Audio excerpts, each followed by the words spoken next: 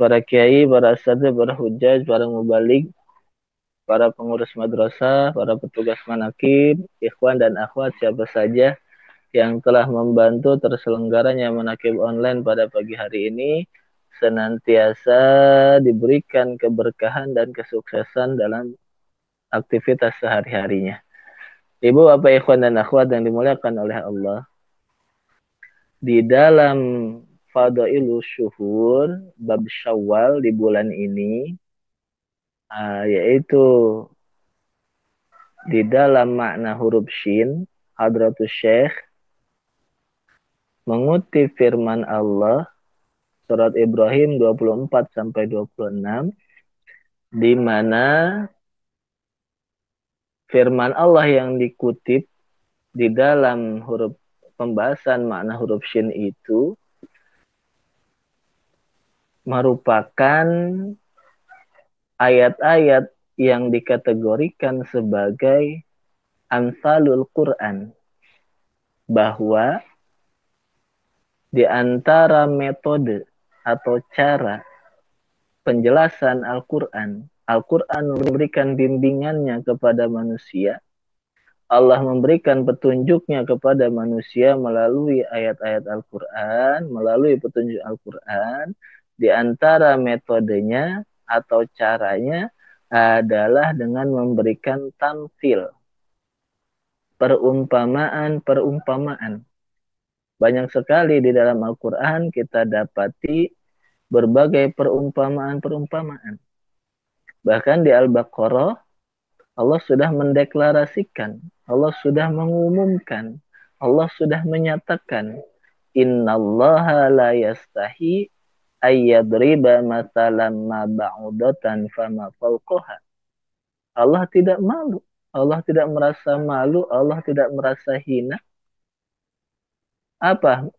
Untuk memberikan perumpamaan kepada manusia walaupun hanya melalui seekor nyamuk.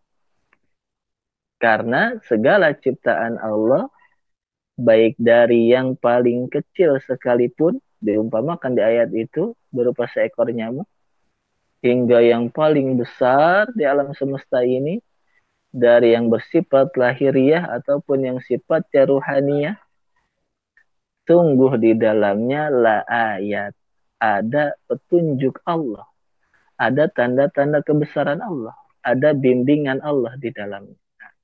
Maka Ibrahim 24 dan 26 itu termasuk ke dalam kategori ayat-ayat tersebut. Ayat yang menceritakan, yang membimbing manusia melalui tamsil, melalui perumpamaan-perumpamaan. Dan kita sudah maklum mengenai perumpamaan itu dan sering disampaikan di dalam berbagai kesempatan manakib ataupun tabaruk fadalus syuhur. Bahwa Allah di dalam ayat itu memberikan perumpamaan antara syajarah, antara kalimah thayyibah dengan kalimah khabithah. Bahwa kalimah thayyibah itu diumpamakan seperti syajarah thayyibah. Sedangkan kalimah khabithah diumpamakan seperti syajarah khabithah. Kalimah thayyibah di dalam tafsiran umum dengan kalimah khabithah adalah dua kalimat yang berbeda. Kalimat thayyibah itu segala ucapan yang baik, bisa dimaknai iman dan lain sebagainya. Sedangkan kalimat khabithah adalah kekufuran ataupun segala ucapan yang tidak baik. Menariknya, yang berbeda dari penafsiran yang lain, ada tuh Syekh Muhammad Abdul Ghaffar Saifullah Mas'ud Qaddasallahu sirrah memaknai kalimah thayyibah dengan kalimah khabithah di dalam Ibrahim 24 sampai 26 itu adalah satu kalimat yang sama, berbeda dengan tafsir pada umumnya. Menurut guru mursyid kita, kalimah thayyibah, kalimat yang baik dengan kalimat yang buruk, maknanya adalah sama, yaitu sama-sama kalimat la ilaha illallah. Sedangkan yang berbeda adalah cara memperolehnya. Jika la ilaha illallah diperoleh melalui talqin dzikir, maka itulah diumpamakan menjadi kalimah thayyibah yang kelak akan menjadi syajarah thayyibah. Nah, maka proses talqin dzikir itu adalah seperti proses penanaman sebuah benih. Sebagaimana kita akan menanam pohon, pohon yang baik tentu diambil dari benih yang baik, bibit yang unggul, ditanam dengan proses penanaman yang baik, kemudian dirawat dan lain sebagainya sehingga menjadi syajarah thayyibah yang digambarkan di dalam ayat tersebut. Aslu hasabitun, akarnya kuat, wa far'uha fis sama, batangnya menjulang tinggi, tu'ti ukulaha kullahinin bi'idni rabbiha, senantiasa berbuah setiap saat, tidak mengenal musim. Kapan saja pohon ini senantiasa berbuah. Sedangkan kalimah la ilaha illallah yang diperoleh tanpa talqin, hanya sekadar mendengar dari orang-orang, tidak mendapatkan ijazah talqin dari guru yang sanadnya bersambung kepada Rasulullah Muhammad SAW, diumpamakan seperti syajarah khabithah, seperti pohon yang buruk. Apa pohon yang buruk itu? Di dalam Al-Quran diumpamakan pohon yang buruk itu kasyajaratin khabithatin ijtusat min fawqil ardi malaha min qaror. Yaitu pohon yang jangankan engkau harapkan buahnya akan tumbuh setiap saat. Jangankan kamu harapkan batangnya menjulang tinggi kokoh ke atas langit.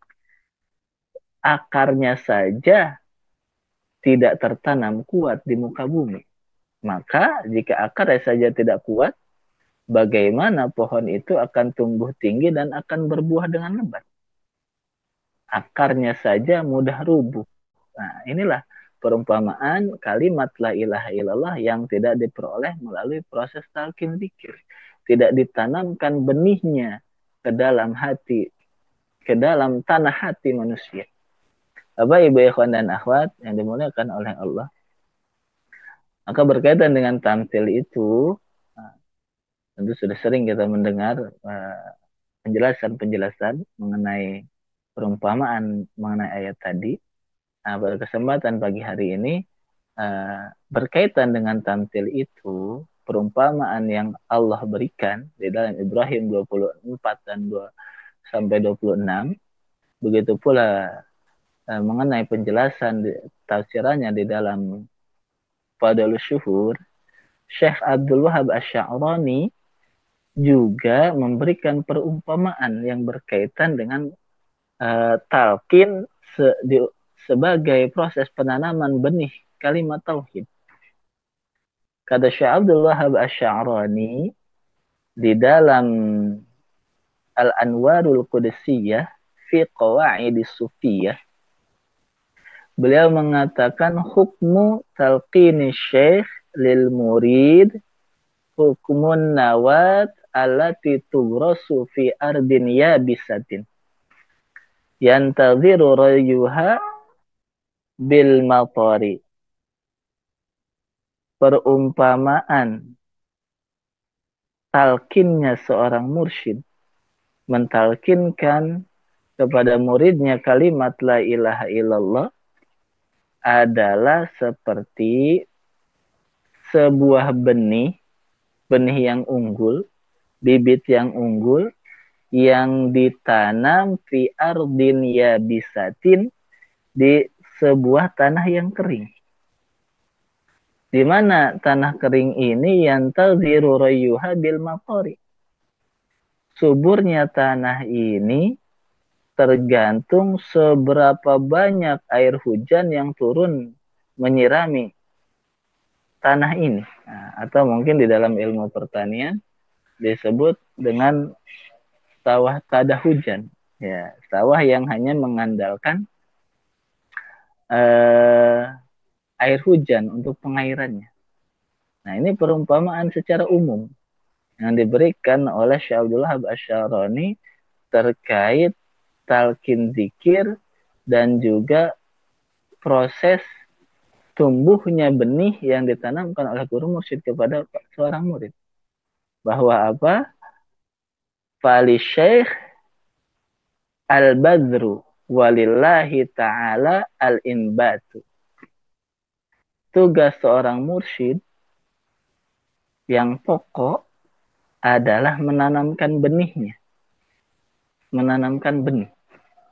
Sedangkan tumbuhnya benih itu apakah akan menjadi pohon yang tadi, yang menjulang tinggi, batangnya menjulang tinggi, akan senantiasa berbuah, daunnya lebat dan lain sebagainya. Falillahi ta'ala al-inbatu. Itu ada pada kuasa Allah. Tetapi bergantung kepada air hujan tadi. Apa maksud dari air hujan? Adalah tergantung kepada kuantitas dan kualitas pengamalan yang dilakukan oleh murid tersebut.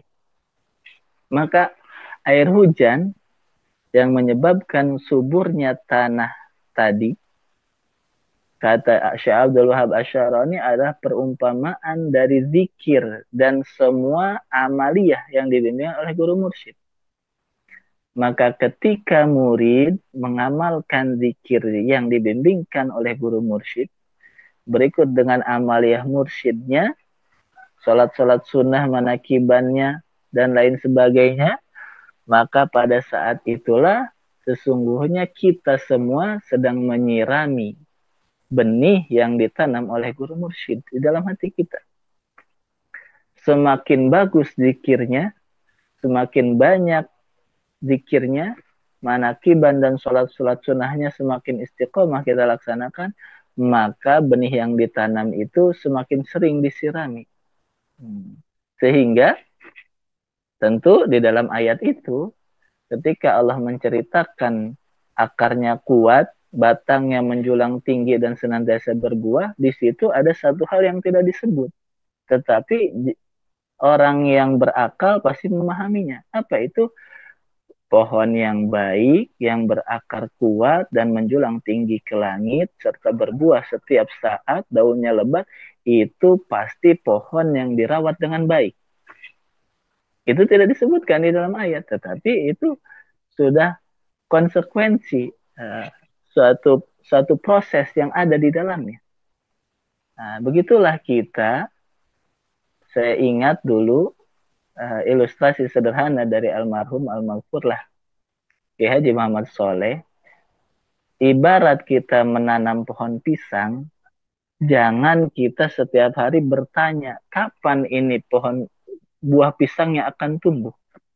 Kalau ditunggu setiap hari tidak tumbuh-tumbuh pohon buah pisangnya. Tetapi kita lupa untuk menyiraminya.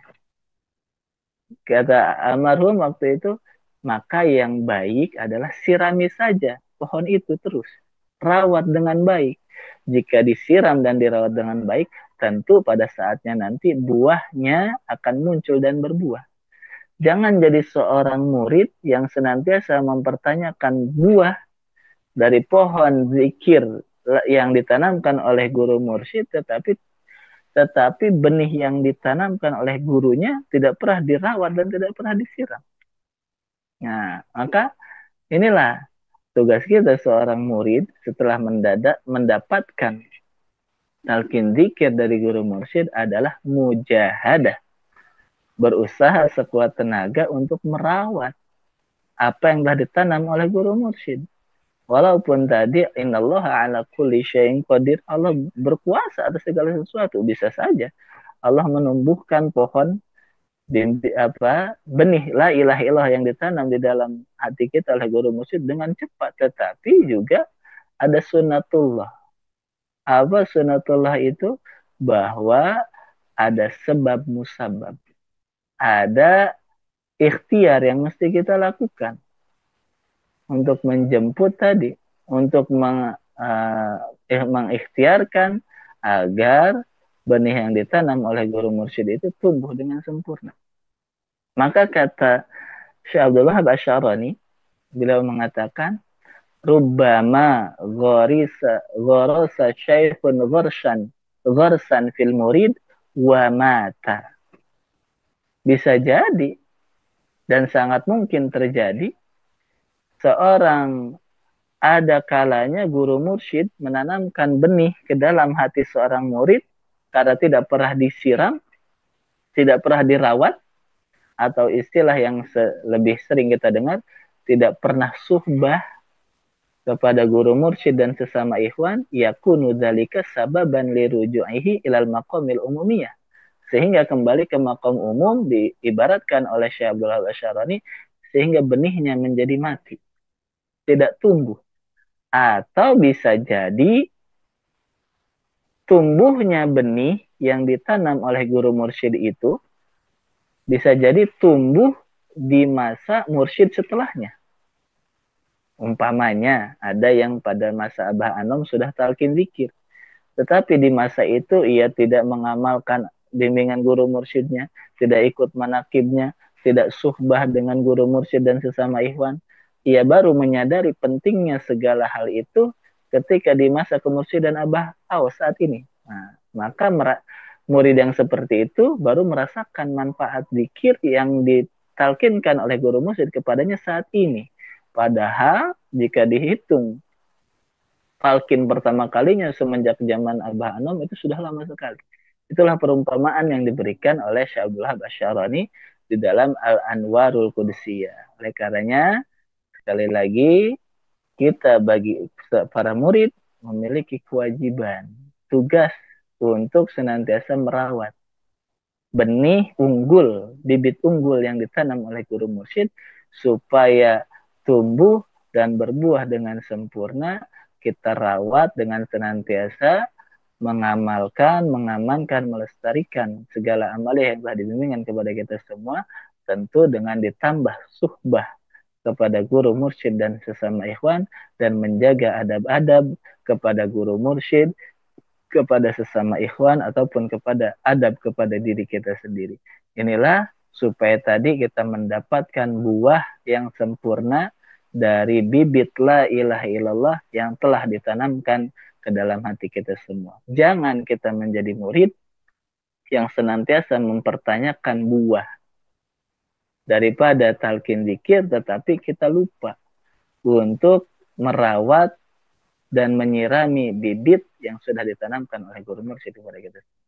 Semoga kita semua dijadikan ahlul mujahadah, murid-murid yang senantiasa berikhtiar, bermujahadah, merawat talqin zikir yang sudah dibimbingkan oleh guru mursyid kepada kita semua. Terima kasih kepada semuanya, kepada para kiai, para ustadz talqin, Bunda Haya, Kiai Imam, dan semua siapa saja yang menjadi wasilah kita sama-sama khidmat kepada guru mursyid pada pagi hari ini.